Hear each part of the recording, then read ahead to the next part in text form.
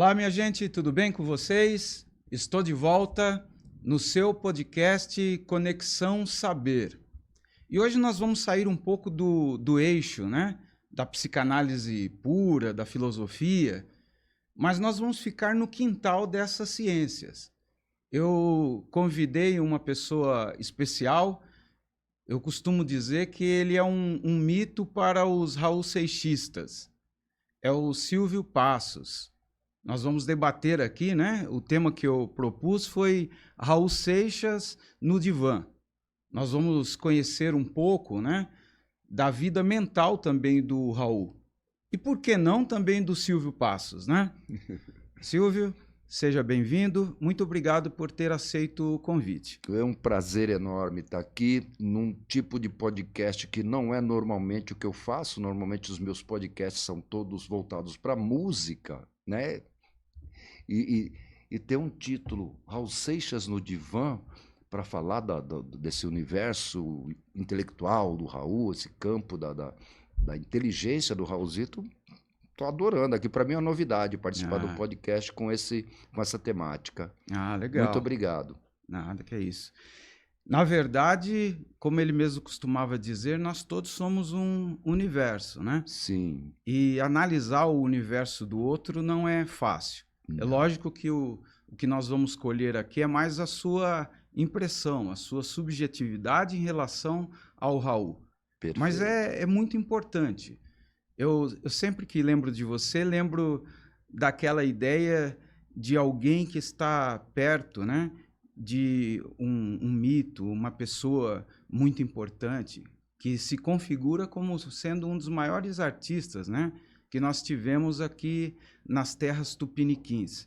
Por isso, é como se você fosse o fiel escudeiro do Raul. Exato. Às vezes você se sente dessa forma? Olha, é complicado isso porque eu conheci Raul, eu ainda era muito jovenzinho, eu tinha 17 aninhos de idade, né? 17 anos? 17 anos. E passou a ser uma coisa comum conviver com Raul. Eu nunca, no primeiro momento, não vou dizer isso, claro que eu fiquei encantado. Pô, cheguei na casa do Raul Seixas, o cara me recebeu como se já me conhecesse há 10 mil anos. Então você fala, cara, eu estou na casa do Raul, mas depois de um mês nessa convivência, que foi uma coisa cotidiana, eu já não via mais ele como o pessoal. O mito, né? Não, era um cara que tinha dor de dente, tinha problemas familiares, problema de aluguel, né? Dois problemas se misturam, a verdade do universo é a prestação que vai vencer. Então, eu vivi isso literalmente ali. E passou a ser uma coisa comum para mim. E o fato de ter o Raul como meu mestre, no sentido de um professor intelectual, né? Isso, ele me ensinou muito. O Raul funcionava para mim como um segundo pai. Eu tenho meu pai biológico e Raul era meu pai intelectual. Legal. Né?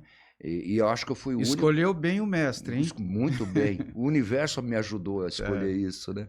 Eu acho que eu fui o único aluno presencial com Raul por quase 10 anos. Eu tiro aí 2 faculdades fácil com Raul. Né? De uma maneira completamente alternativa, não convencional. Que legal, puxa vida. Você então tinha 17 anos, né? 17 aninhos. Eu conheço, já ouvi você falando, mas como é que foi esse encontro mítico? Rapaz, a minha geração, no colégio, nós éramos todos... A gente não gostava de música brasileira. E minha família, papai e mamãe, não gostava de música internacional. Dentro de casa só se ouvia música brasileira. Luiz Gonzaga, Nelson Gonçalves, Agostinho dos Santos, enfim, por Altemar Dutra, né, essas coisas. Não podia tocar música internacional em casa. E como é um procedimento natural do adolescente, ele vai de contra a família, ou ele fica totalmente dentro da bolha familiar, né? Ou ele vai para o outro lado. Eu fui para o outro lado. Deixei o cabelo crescer, usando camiseta, que papai e mamãe me vestiam de camisa de gola, cabelo cortadinho militar, calça de tergal, sapato preto, meia branca. Aí eu já fui botar um All-Star no pé, uma calça de jeans e uma camiseta que eu mesmo pintei para sair fora da bolha familiar. Poxa. Então eu só ouvia Isso música com 16, 17 anos? 14, 14, 15, daí tá. para frente. Então eu só ouvia o que vinha de fora. Eu odiava a música brasileira. Inclusive o próprio Raul, que tocava, Poxa. fazia um sucesso. Meu pai, eu lembro, meu pai era funcionário público, trabalhava na Assembleia Legislativa e no gabinete do prefeito, quando era lá no Ibirapuera. Mamãe, dona de casa e cabeleireira. Então, em casa só se ouvia música nacional. E meu pai, quando final de semana ele ia fazer a limpeza no jardim, limpar o quintal, ele ficava cantando Raul Seixas, que era um Poxa vida. sucesso absoluto.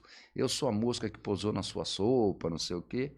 Eu achava aquilo horrível, que eu gostava de Led Zeppelin, Pink Floyd, Black Sabbath, Deep Purple, né? Frank Zappa, King Crimson. Mas era o radicalzinho, adolescente radical, né? Que batia de frente com a família. Mas, graças a Deus, apesar do meu ceticismo, né, eu falo graças a Deus, você não é cético? Mas eu falo graças a Deus, que é uma expressão popular.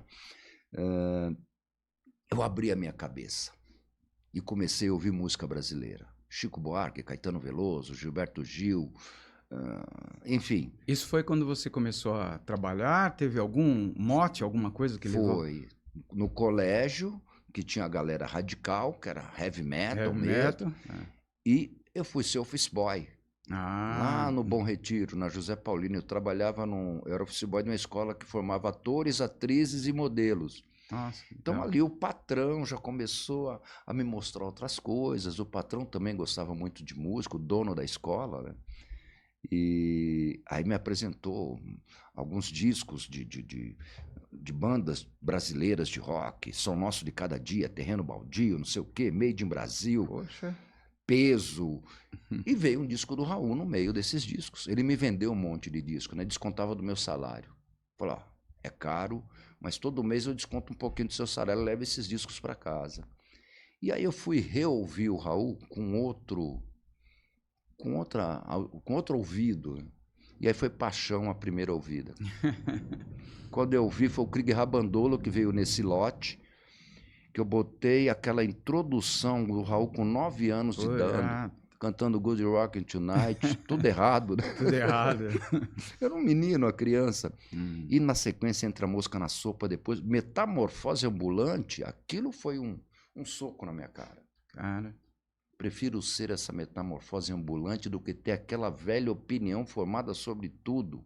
Você tinha escutado essas coisas, mas não tinha propriamente Assimilado. ouvido, né? Só tocava, porque o Raul era, realmente, naquela época que eu era adolescente, o Raul fazia sucesso. Foi uma explosão, Uma explosão. Né? Verdade. Até em velório eu tocava Raul, pô. Tinha aqueles parques de diversão, né? Tinha roda gigante, não sei o quê. E tinha aquele serviço de alto-falante, que era tipo de uma corneta. Eu lembro bem disso. Na praça ali central do Parque do Chaves, tinha um parquinho, esse parque de diversões, e sempre tocava Raul lá. Então aquilo me irritava, na verdade. Né? Onde eu vou, esse cara toca, até que eu resolvo desradicalizar e reouvi-lo e a partir de uma outra perspectiva, exato, né? Tá. Aí foi uma coisa mágica, porque em pouquíssimo tempo eu estou dentro da casa do cara. Foi uma epifania, né? Exatamente. Uma revelação. Impressionante, impressionante. Algo parecido aconteceu comigo também. Só que minha mãe escutava Roberto Carlos, né? E aí, por influência, eu comecei também a ouvir o Roberto. Mas a primeira vez que eu ouvi de uma forma mais consciente Raul, eu falei, cara, isso aqui é música, né? Exatamente. E aí, hoje eu não faria isso, mas joguei os discos tudo do Roberto Carlos no lixo, né?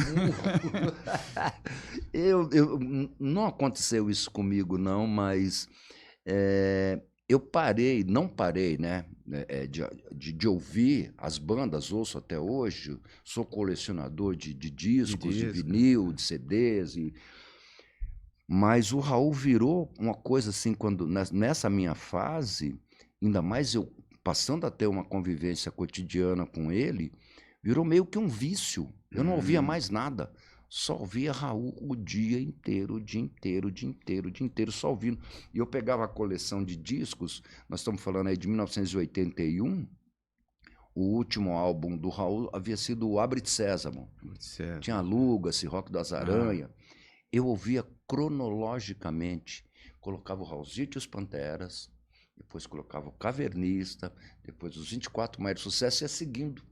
E vendo todo esse processo evolutivo do Raul, né? Tanto musicalmente como intelectualmente. Intelectualmente. Muito bom, muito bom. Aprendi muito com o Raul. Ouvindo os discos dele, você aprende muita coisa. Agora, você tendo a convivência direta com o autor da obra, uau, aí é outra coisa. Outra coisa. É uma experiência imersiva, né? Exatamente. Como se diz hoje. Eu digo, todos os fãs do Raul, os ditos Raul Seixistas, que eu não acho bacana, acho que Raul Seixista era só o Raul. Eu não sou Raul Seixista, eu sou Silvio Passista. Tá certo. Eles são alunos, hoje está na moda aí fazer faculdade à distância, né? Como era Instituto Universal Brasileiro antigamente. Brasileiro, Eu fiz muitos cursos no Instituto Universal Brasileiro. Algum disso vai me ser útil, né? Então, os fãs do Raul no Brasil inteiro, até fora do país, né? Portugal, tem muitos fãs do Raul em Portugal, na Espanha, na Itália, nos Estados Unidos. Dizem que na Argentina, né? Na Argentina tem um grupo muito, forte. Muito. A Lara Batista, Lara Vulca, está no Brasil, inclusive. Ela veio só para passear, não veio para fazer shows. Ela gravou um álbum inteiro cantando Raul em espanhol. Muito bom. Ela verteu todas as músicas fielmente para a língua espanhola. Espanhola. Né? E me perdi aqui, eu esqueci o que eu estava falando. Você estava falando desse primeiro momento, né? E o fato de você conhecer o autor da obra é muito mais forte, intenso, né? Sim, porque eu falo com essa coisa de cursos à distância, que hoje não sei como se forma uma formação superior à distância, né? Meio estranho, tem que ser presencial. Então, os fãs do Raul, eles fazem um curso sem saber, ouvindo os discos, né? Porque o Raul traz temas que você não vê. Por exemplo, Roberto Carlos. Explode a cabeça, né? Dá um nó. Eu certamente... talvez num sentido mais inconsciente, mas fui levado a estudar filosofia por causa desse homem, né? Exatamente. Você vai ver Nietzsche ali, né? Jung, Schopenhauer, Freud, né? Exatamente. O Raul apaixonado. O Raul era o brinquedo do Raul enquanto adolescente. Era a biblioteca do pai, né? A biblioteca do pai, né? Então ele tinha esses questionamentos existenciais e tudo, já desde garoto, já era meio maluquinho, beleza mesmo. Diz ele que ele pegava como chama isso que põe na mesa, assim, a toalha de mesa, colocava e ficava com um cabo de vassoura dentro de casa. Falando as maluquices de Schopenhauer, de Freud, de Jung. Ele escrevia na parede dele, ainda pequeno, né? Exatamente. Eu vi um amigo dele falando que às vezes entrava, ele estava tomando banho com um chapéu na cabeça. Não, ele tinha... O Raul realmente, olha... eu tenho 61 anos de idade, você imagina quantas pessoas já conheci nesses meus 61 anos. O Raul é completamente fora da curva.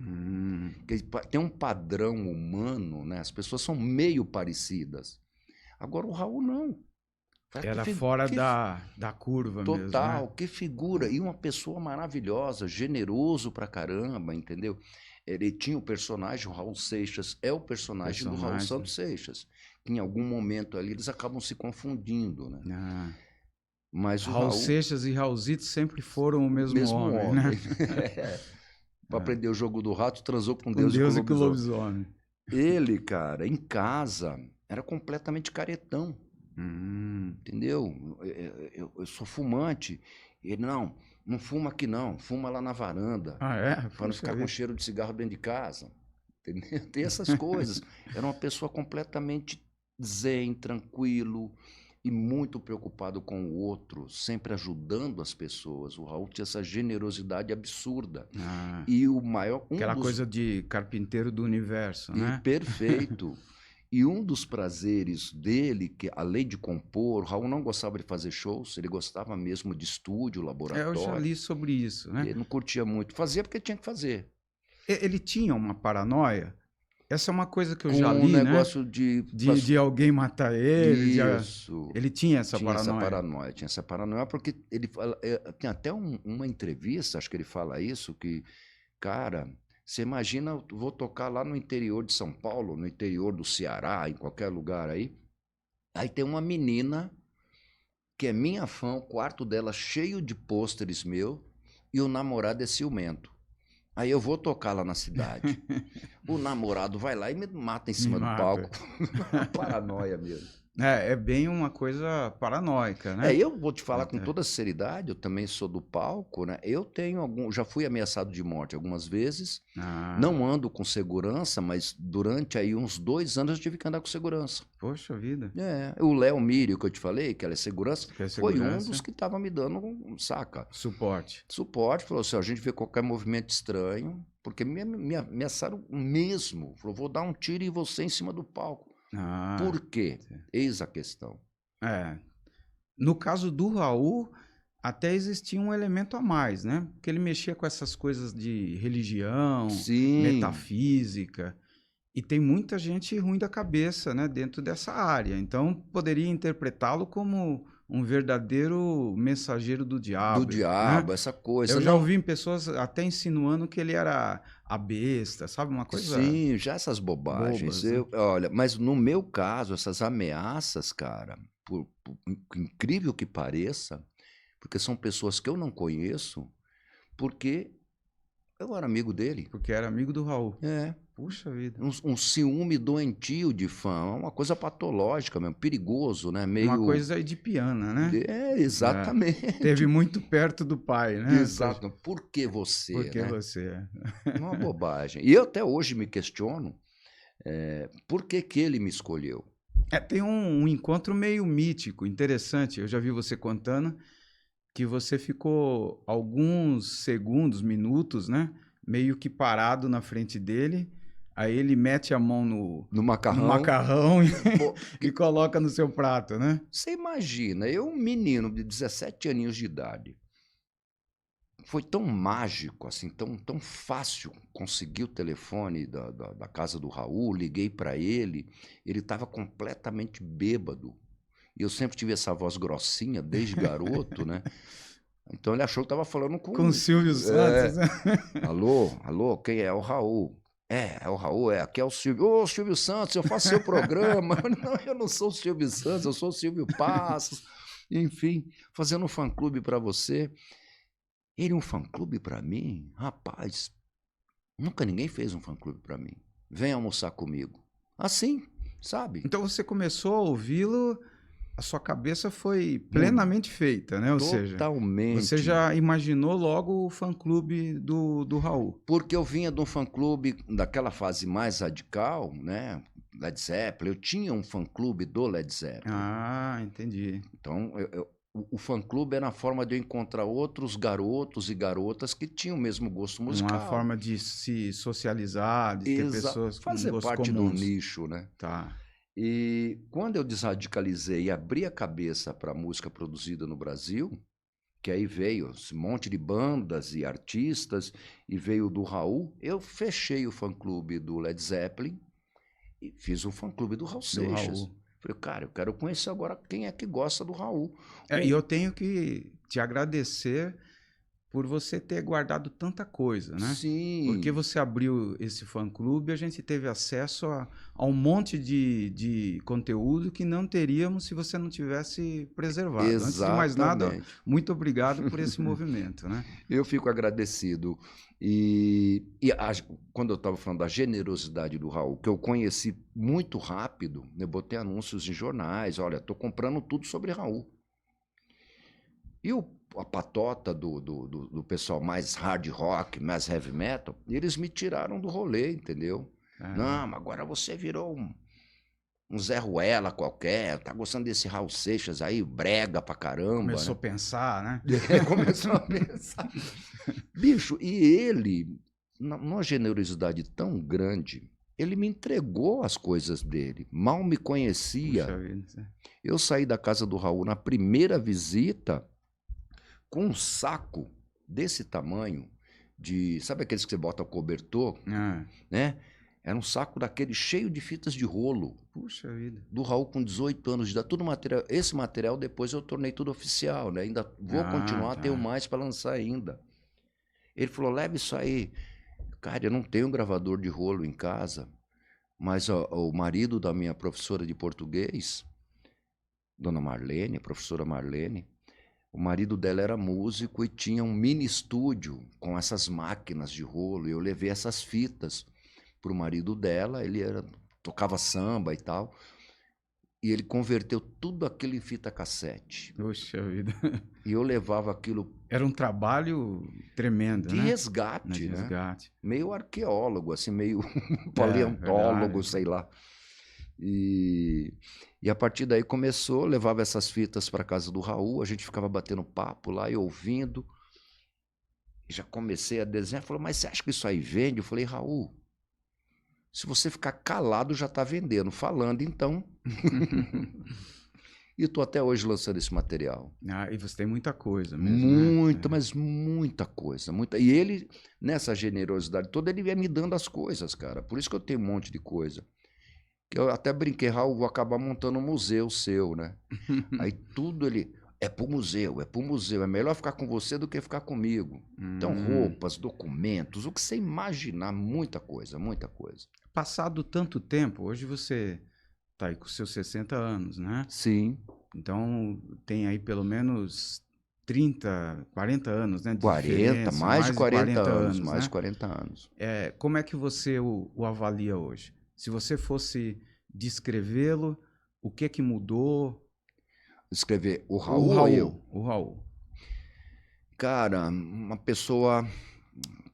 A ótica minha sobre Raul é muito difícil, né? É um tema complicado, mas muito autêntico, muito inteligente e muito generoso. Não dá para traduzir, não sei encontrar palavras para traduzir, não. Um paizão.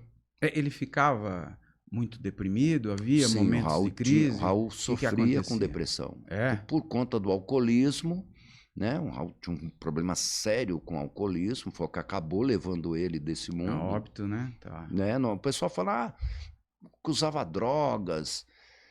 Cara, o primeiro erro que eu vejo é de colocarem um baseado na boca do Raul. O Raul não gostava de maconha. Então, tem gente que fala, ele fumava maconha, mas não, o Raul não fumava maconha, o Raul tomava cachaça, velho. Mas a cachaça maconha mesmo, né? É cachaça mesmo, vodka. E o alcoolismo dele era tão brabo que eu cheguei a ver isso de esconderem as bebidas e ele tomar o álcool da churrasqueira, tomar perfume, cara. Meu pai também morreu. Meu pai morreu um pouquinho antes do Raul. Um pouco antes. Na mesma faixa etária, dos 40 e poucos anos. Por causa de alcoolismo álcool também? Eu comecei a beber de verdade, tomei fazendo uma consulta aqui, né? Eu comecei a beber de verdade de 20 anos para cá, porque eu tinha essa referência do meu pai e do Raul, que eram alcoólatras. Assim, meu pai acordava bebendo e o Raul acordava bebendo e passava o dia inteiro bebendo. Você teve uma espécie de ojeriza, um certo repúdio. Não vou beber, não vou entrar nessa. Eu tô vendo aqui, eu tô na minha frente, né? O que a bebida faz com as pessoas. Mas eu sou um alcoólatra, mas eu não sou aquele alcoólatra que acorda bebendo. Eu sou alcoólatra noturno. Eu só bebo de noite. Só de noite. Só de noite. Mas tô com 61 anos, pô. Meu pai morreu com 49, o Raul com 44. 49 anos, puxa vida. O Raul com 44. Muito jovem. Muito jovem. Muito jovem. Que é isso? Eu tô com 61 anos, me sinto menino ainda. É até uma pergunta, né, que eu imaginei fazer para você. Você acha que ele nasceu póstumo? O fato de ser tão inteligente, tão fecundo, né, numa sociedade às vezes tão burra, você acha que isso cooperou para a depressão, né? Para a introversão dele? Com certeza, ele, não só Raul, mas você vê todos os grandes pensadores, todos eles têm um final muito trágico, né? Algum problema próprio. Olha o final do Nietzsche, final horrível, né? Então, acho que o cara se sente meio fora da caixa sozinho, porque ele não tem com quem compartilhar Não tem com quem essas compartilhar. maluquices, essas ideias, né? Eu sinto isso de outros amigos também, que são pessoas muito inteligentes, mas que não conseguem viver no cotidiano, não tem com quem conversar. Então, quando a gente senta para bater um papo, como nós estamos fazendo aqui agora, cara, não tem hora para acabar. Fala, puta, é tão difícil achar alguém para conversar sobre esses temas, né? E o mais louco... Que pelo menos tenha um mínimo de abertura, né? Sim. Porque o último álbum dele, o Panela, as pessoas ficavam na porta lá, né, dos lugares onde eles iam fazer show, com plaquinhas de que aquilo era coisa do diabo, do demônio, né? Tentavam exorcizar ele até os últimos dias Nos dele, últimos né? dias, porque a gente até conversou isso antes ali, né? Eu prefiro não citar segmentos para não ser indelicado, né? Mas isso está tomando conta do planeta Terra, não é só do Brasil. Não precisa falar que os evangélicos são chatos, né? Isso não, é indelicado. Evangélicos... Não, imagina.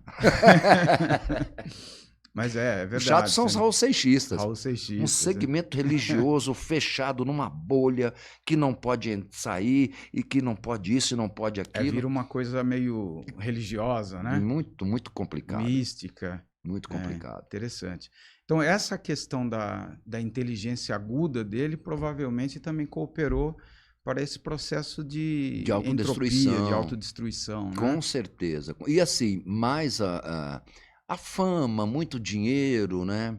Muitas mulheres, e ele se culpava. Você vê a obra do Raul, além de ter toda essa uma carga de conhecimentos gerais, né? Você vai ali para a filosofia, para a psicologia, para a magia, para a religião, você todo um universo ali muito complexo, inclusive, mas tem muito uma coisa autobiográfica. Autobiográfica. Né? Eu li uma vez ele dizendo que ele aprendeu isso com os Beatles, né? Com os Beatles. Os caras estão falando das coisas dele, eu também posso falar das minhas. Falar das minhas. Então ele carregava, assim, cara, um pouco de uma culpa, porque ele falava, enquanto cantor, compositor e artista, eu sou show de bola. Mas enquanto pai e marido, eu sou uma negação. Poxa vida, chegou a falar isso. Falou isso textualmente mesmo. Então, quer dizer, ele tinha esse conflito dentro dele. Ele falou, cara, eu não sou um bom pai, eu não sou um bom marido, embora eu tente. Eu sou melhor artista e compositor e cantor do que Tem até uma música dele que ele fala, né? De 79, eu devia... Como é que é? Esqueci a música, puxa vida. Chama Banquete de Mendigo. Banquete de Mendigo, não. Tá. Eu sei alguma coisa mendigo.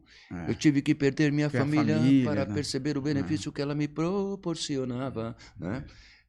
Ele carregou isso a vida toda, assim, esse conflito de não... A imagem mítica e a realidade familiar, pessoal, né? O trivial, que né? nem sempre é harmônica, né? Exatamente, não é mesmo, né? A gente está tocando aí, falando do Nietzsche, Freud, essa galera, eram todos contemporâneos, e tinha uma mulher ali que enlouquecia todos eles, que é a Salomé, verdade, né? Salomé. O Nietzsche completamente apaixonado por ela, né? Verdade.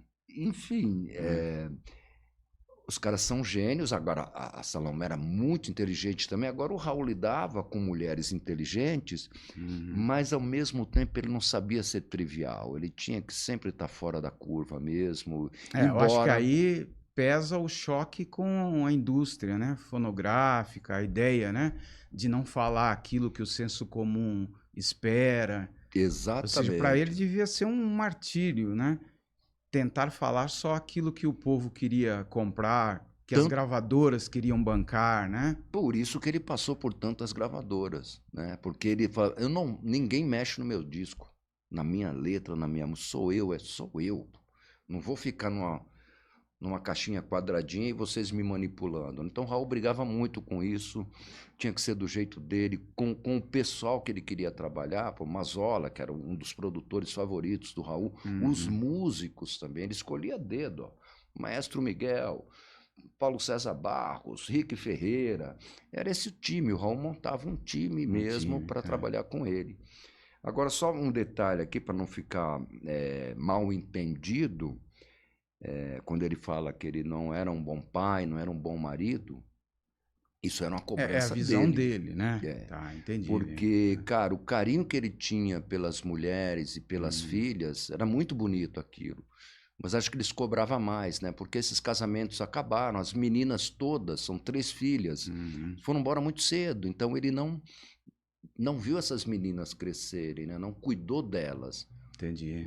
Mandava grana lá, que tem que mandar, nananã, mas sempre longe. Ele chorava muito, cara. Eu lembro, quando eu o conheci, ele tinha ele tinha esses rolos que ele me entregou, fitas, né? Uhum, E tinha uns rolinhos de Super 8. E aí eu consegui com um amigo meu, Júlio, que ele tinha um projetor de Super 8. Falei, Julião, Raul tem uns rolinhos de Super 8 lá, dá para você levar lá na casa dele? Já falei, não, fizemos uma sessão de Super 8. O Raul vendo a primeira filha dele, a Simone, né? Aqueles rolinhos de filme rolando mudo, colorido, mas sem som. Só a menininha assim. Ele chorava copiosamente, velho, de saudade da filha. da filha, poxa. Ele tinha essa dor, sabe, essa coisa Essa com ele. ferida, né?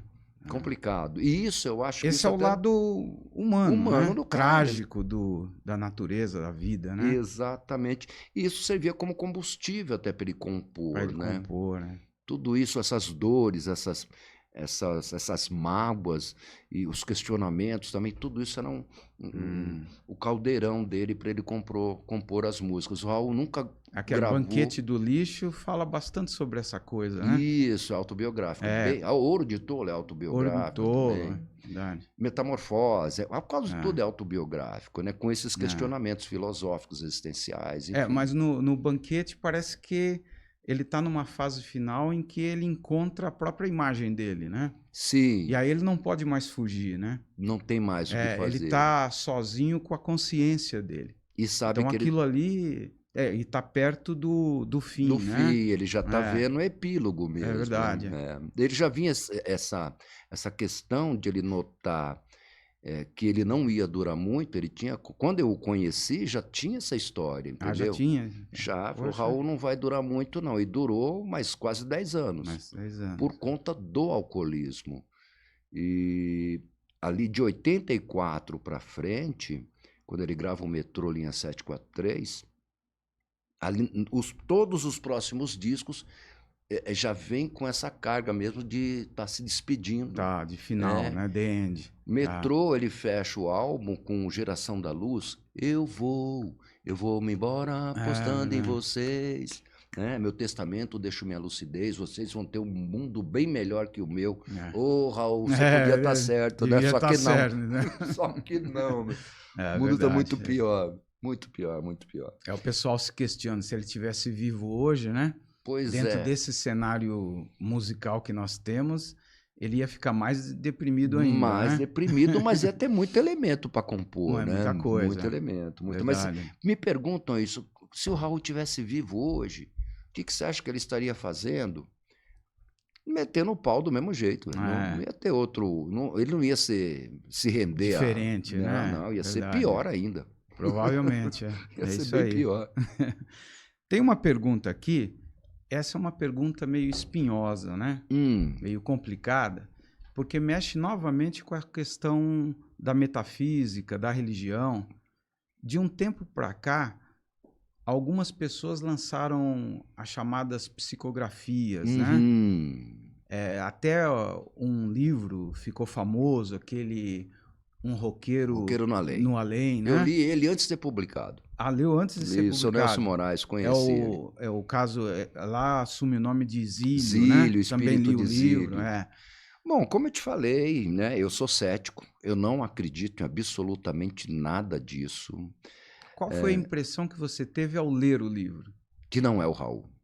Eu tive a mesma impressão. Não. Ainda bem que você pensa assim. E eu falei isso pro seu Nelson, fui na casa dele, o seu Nelson, ele falou, ó, recebi, eu vou transformar isso num livro e numa peça, né? Mas eu quero que você leia antes. Ele mora aqui na ZL. Ah, é? E aí eu fui na casa dele, com a Luciane Alves, inclusive, e ela tinha um tio que veio de Portugal, lá de Lisboa, ele tinha um problema, está 30 anos envergado. Eu só estou fazendo a ilustração aqui, para você entender a maluquice. E eu sou cético, sempre tive um pezão no ceticismo. Uhum. E aí nós fui lá, peguei como que chama? O boneco do que seria, do que viria a ser o livro, né? Trouxe para eu ler em casa. Mas como o seu Nelson, ele tem poderes paranormais, não sei o quê, então eu lembro dele pegar o tio da Luciane Alves, que veio de Portugal, um português genuíno mesmo, tinha um problema de coluna, que o cara não conseguia ficar ereto. O seu Nelson, eu vi, eu testemunhei isso. Continuo cético. Alguma coisa aconteceu ali, não sei o que é. Ele botou a mão no tio da Lu e o velhinho ficou ereto. Ficou ereto. Uau! Não sentia mais dor. Não sei como ele tá, não sei nem se está vivo ainda, porque naquela época ele já era um senhorzinho. Cara, mas eu vi aquilo e falei, mas tem alguma mágica aí, velho. Vou ligar pro Rudine, né? Chama o Quevedo, né? Na época tava o Quevedo chama vivo, o Quevedo. Né? Não sei se tem um poder ali nós explicamos pela hipnose. Pela razão, né? Auto-hipnose, né? Ali há todo um processo cerebral que gera aquela cura temporariamente. Paliativa. Porque ninguém segue. Mas se você seguir, né, o caso, você vai perceber que aquilo não é permanente, né? Momentâneo. É momentâneo.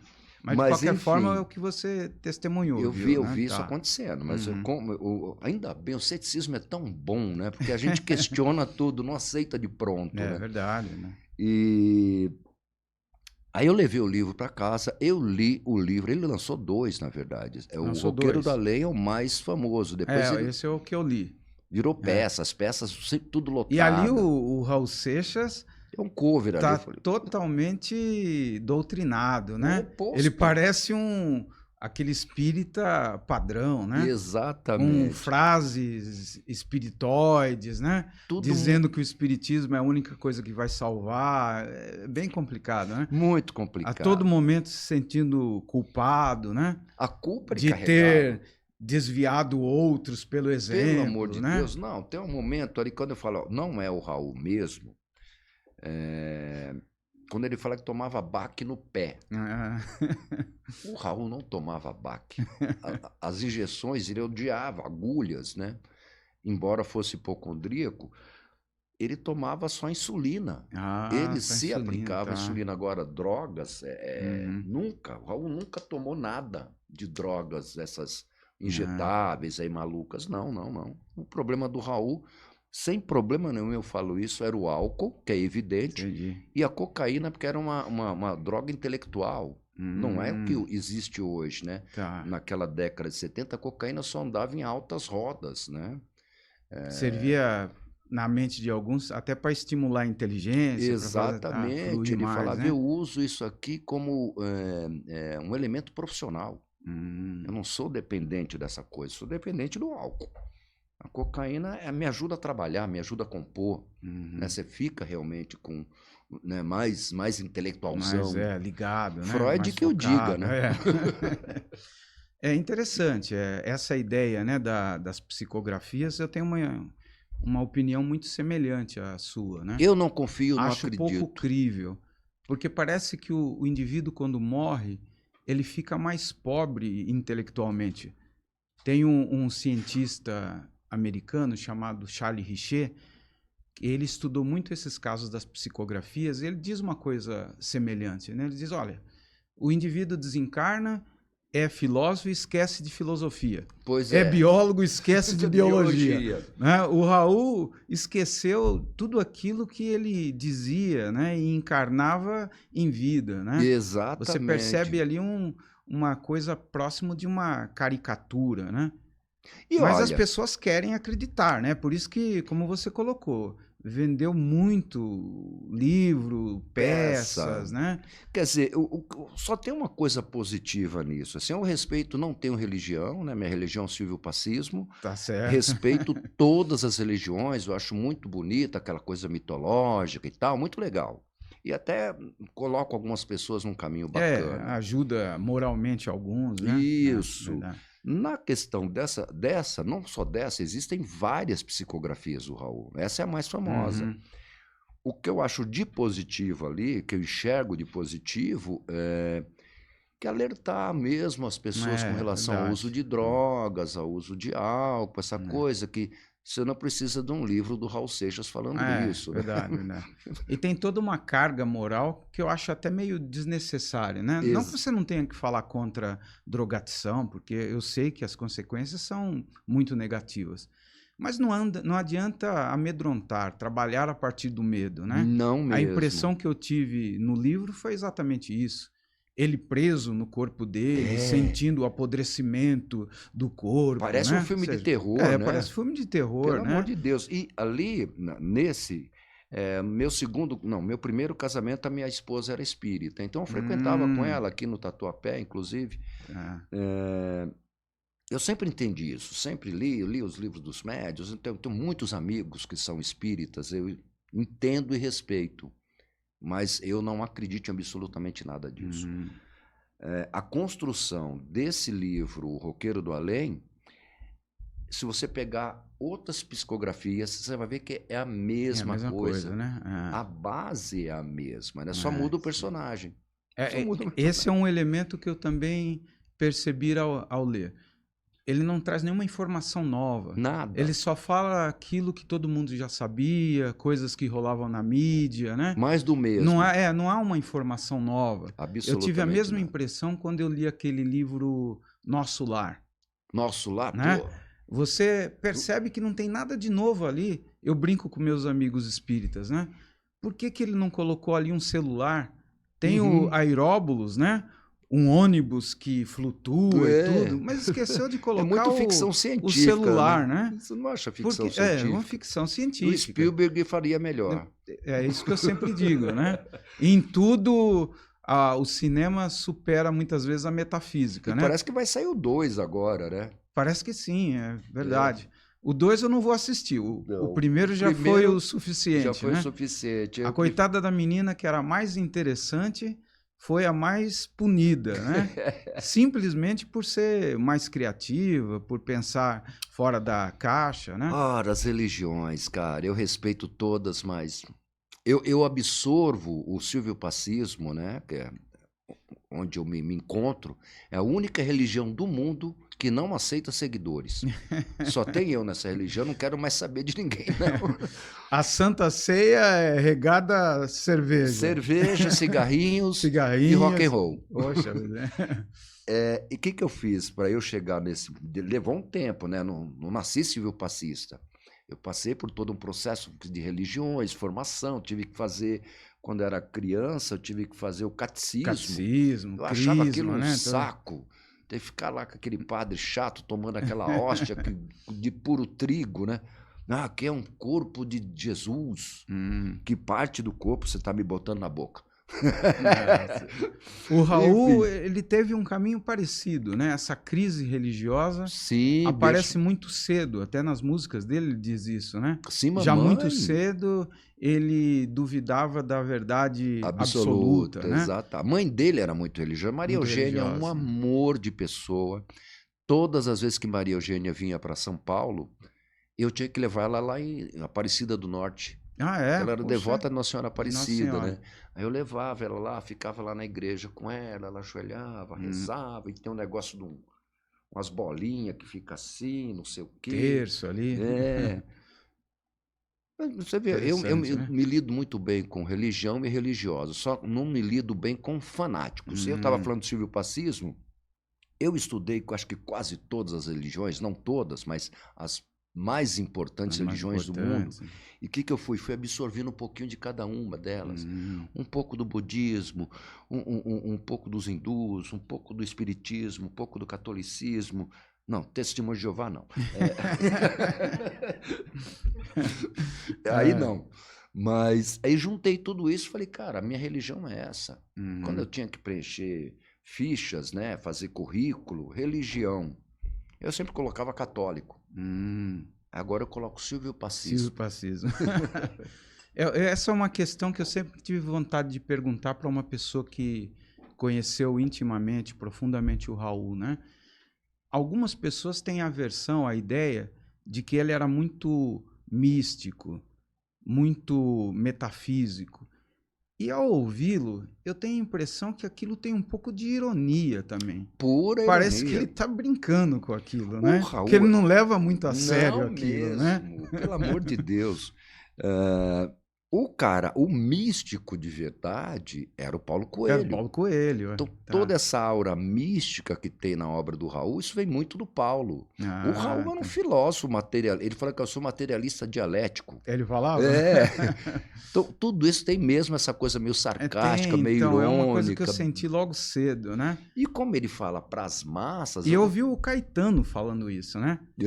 Que uma vez ele estava falando sobre... Levou uma pessoa para a casa do Caetano para falar sobre a sociedade alternativa, né? Algumas dessas ideias do Aleister Crowley. Chegou um momento que o Raul virou para ele, deu uma piscadinha e uma risadinha. Tipo, Esse, ele tinha uma risadinha... Não levo nada disso muito a sério, né? Não. A ótica do Raul era puramente filosófica. Essa coisa do o personagem, que era um personagem, né? Eu ainda falo para as pessoas, caras, vocês têm que entender que sei lá, vamos pegar um ator famoso aí, da TV brasileira, sei lá, o Tarcísio Meira, né, que já morreu. O Tarcísio Meira, quando ele está fazendo a novela, está fazendo um filme, aquele é o personagem, não é o Tarcísio. É, verdade. É o personagem, ele pode ser mal aqui, pode ser bonzinho ali. O Raul Seixas, ele tinha os personagens, ele tinha as figuras dele. E você acha que ele se perdeu um pouco no personagem ou não? Mas tipo pro final o Ledger, né, que fez o Coringa. Sim. Foi uma carga psicológica tão forte que provavelmente o suicídio dele também teve a ver, com isso, né? O Val Kilmer também, quando fez o Jim Morrison, né? A Rita Lee, cara, quando ela foi fazer em 93, ela fez um curta-metragem, ela me pediu as roupas do Raul e ela me ligava falando, Silvinho, eu não consigo me... O Raul tá encarnado em mim, cara. O cara não sai mais de mim. Porque você entra num processo psíquico muito punk, né? Quando você está fazendo o outro, a vida do ator... Meio de incorporação mesmo, né? Fica impregnado, né? Não é incorporação de espírito. É, espiritual. Né? Essa coisa de você ficar... De você tentar entender a mente do outro a partir de um olhar mais intimista, né? Mais próximo. Você entrar na vida do outro. Né? Eu faço teatro também, mas ainda bem que tudo que eu fiz, tanto no teatro como no cinema, eu estava interpretando a mim mesmo. Então, é muito mais fácil, aparentemente, né? Porque quando você vai interpretar um personagem qualquer, você tem que fazer laboratório, ver como é que isso... vai fazer uma pessoa que tem síndrome de Down. Você vai ser a pessoa que tem o Down. Então, você tem que fazer um laboratório com a galera do Down. Você entender como é o universo deles, né? Agora, quando você vai interpretar você mesmo... É muito doido isso. É verdade.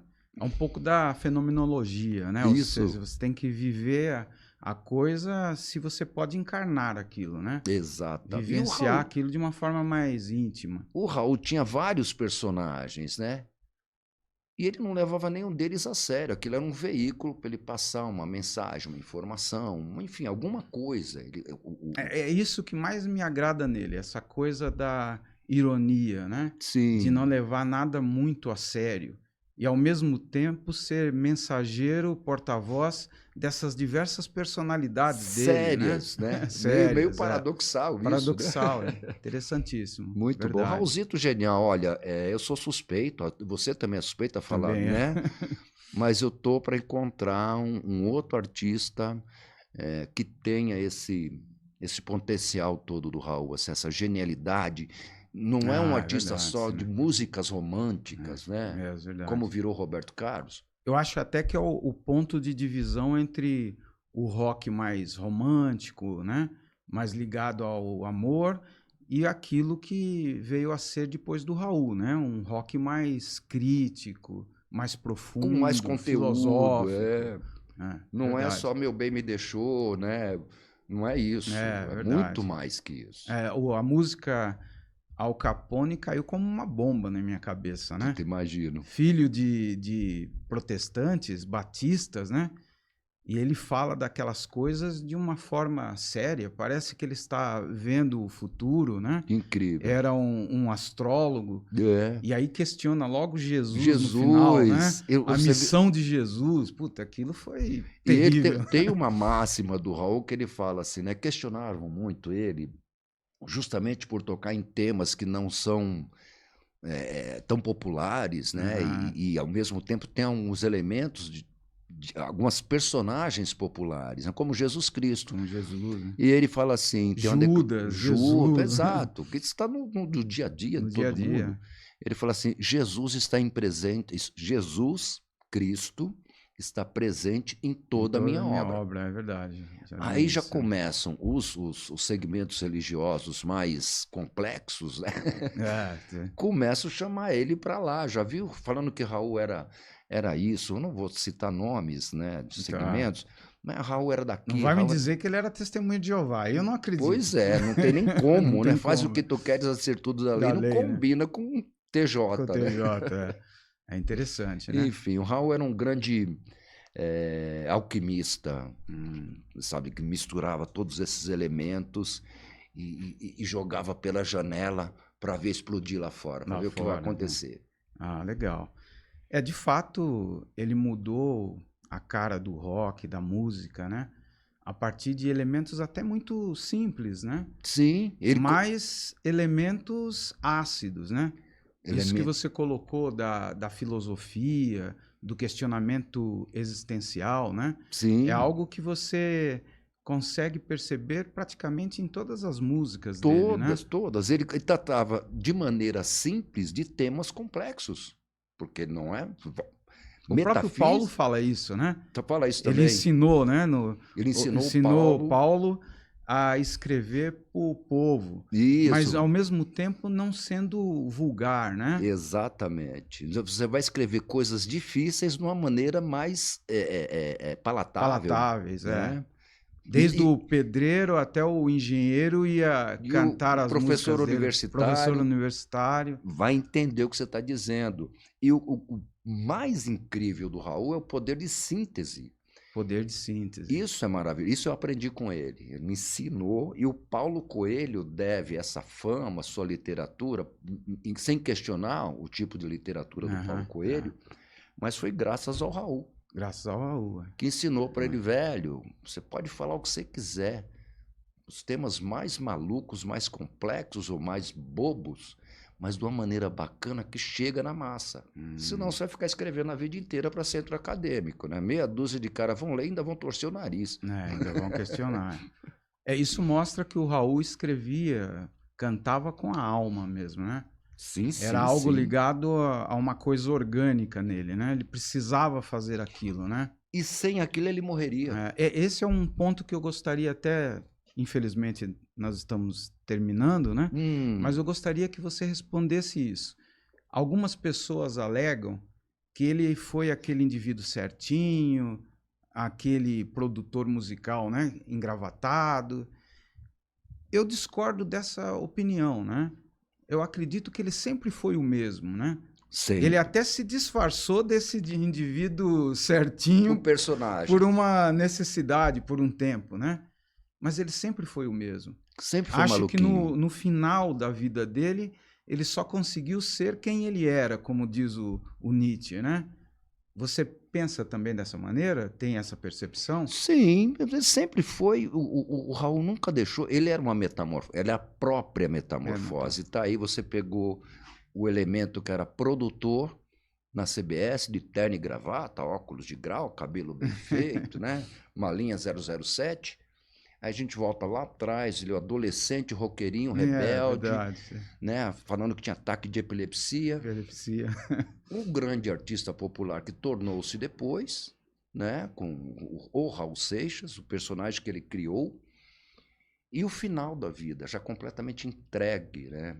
Já não tinha mais... Estava muito evidente para a gente que vivia muito com o Raul ali, que ele já não tinha mais prazer de viver. Ele arrancou todos os dentes, velho. Poxa vida. Todos. E se apresentava sem dentes numa boa. Vou jogar no lixo a dentadura, meu bem. Vou ficar banguelo numa boa. Quer dizer, um cara do nome, do tamanho de Raul Seixas, simplesmente tiro meus dentes mesmo, tô aqui tudo zoado. É bem a coisa de um herói trágico, um herói, Isso, o né, anti-herói, na verdade. um herói grego, porque o herói grego não é poupado da miséria, né? Sim, O perfeito. Nietzsche vai dizer que essa foi a grandeza dos gregos, né? Não pouparem o herói. As tragédias Né? todas. As tragédias gregas. Não levar o herói para o céu quando ele está em declínio. Deixar ele vivenciar o declínio. Pegando né? Essa sua ótica aqui, sua colocação. Eu não sou besta para tirar onda de herói, sou vacinado. E essa música tem uma parte que não entrou, mas eu tenho um manuscrito dela lá, que eu fui um dos parceiros do Raul nas primeiras tentativas de gravar isso.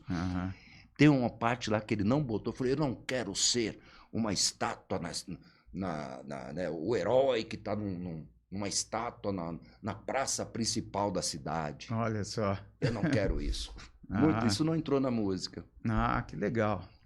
Corrobora o que você estava falando aí dos heróis gregos, as tragédias gregas, né? E tal. Legal. Silvio, infelizmente é hora de terminar. É sempre bom começar, mas é doloroso terminar. Mas é um convite para outras vezes te trazer aqui, né? Claro, com o maior prazer. Você tem muita coisa para nos ensinar. É certo que olhar para Raul depois de conversar com você é sempre melhor, né? Vai ouvir diferente. A né? gente vai ouvir, vai ver a imagem do Raul numa profundidade maior. Maravilha. Fico muito agradecido, gostei do papo. Pena que acabou. Tá certo. Mas outros virão. Estou à disposição. Posso trazer até outros amigos. Para fazer uma mesa de debates, uma conversa bacana, assim, vai ser bem legal. Ok, tá certo. Tá muito convidado, obrigado. Nós vamos fazer outros programas, né? Falando sobre esses temas e outros temas que não deu tempo para abordar, né? Sim. E você disse que tem esse baú, essas informações, né? Que Posso trazer uns elementos para mostrar também, pode trazer né? alguns desses elementos. Então, muito obrigado, tá? Fiquei muito fico contente agradecido com o bate-papo. Eu também. Muito obrigado a todos e até a próxima vez.